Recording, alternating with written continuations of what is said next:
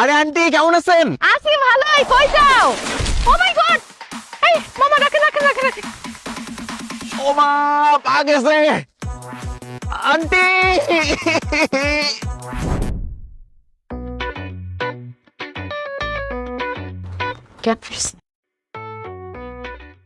আমি কোথায়? তুমি আমাদের বাসায় বাবা।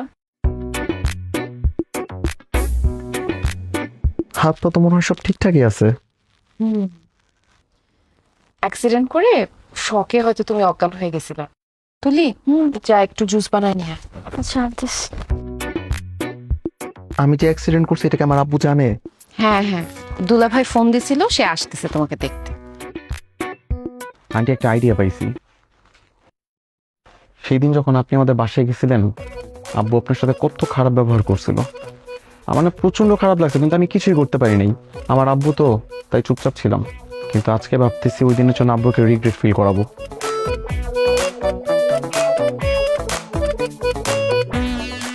জিসান, জিসান, জিসান, আমার ছেলে, তোমার কি হয়েছে বাবা? আমার ছেলেটার কি হয়েছে? অ্যাক্সিডেন্ট বাবা, মারাত্মক অ্যাক্সিডেন্ট। ও বলতে চাচ্ছে মারাত্মক অ্যাক্সিডেন্ট। অ্যাক্সিডেন্ট? হাত পা ঠিক আছে তো? হাত পা তো আছে বাবা, কিন্তু ঠিকঠাক নাই।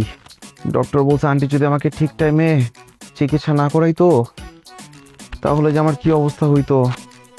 অথচ আব্বু দেখো, তুমি আন্টির সাথে কত খারাপ ব্যবহার করছো। আজকে যদি আন্টির জায়গায় আমি থাকতাম, জীবনও তোমার ছেলেকে এরকম ভাবে বাসায় নিয়ে আসতাম না।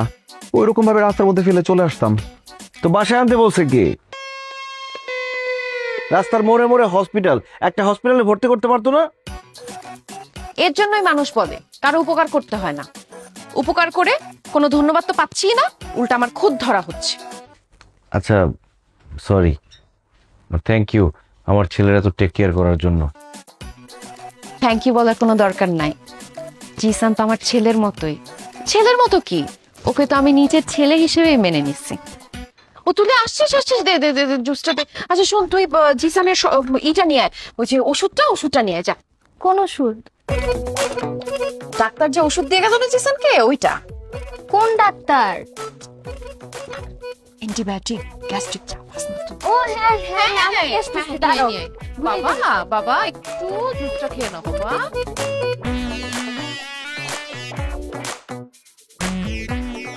মনে হচ্ছে আন্টির কাছে একেবারে মায়ের আদর পাইতেছি। আজকে যদি আপনার জায়গায় আমার আব্বু থাকতো, জীবন ওইভাবে আদর করতো না, উল্টা আরো 2-4টা মাইল লাগাই দিত। বাবা, এখন থেকে আমি তোমার পাশে আছি, তোমাকে কেউ মারবে না। ঠিক আছে আন্টি।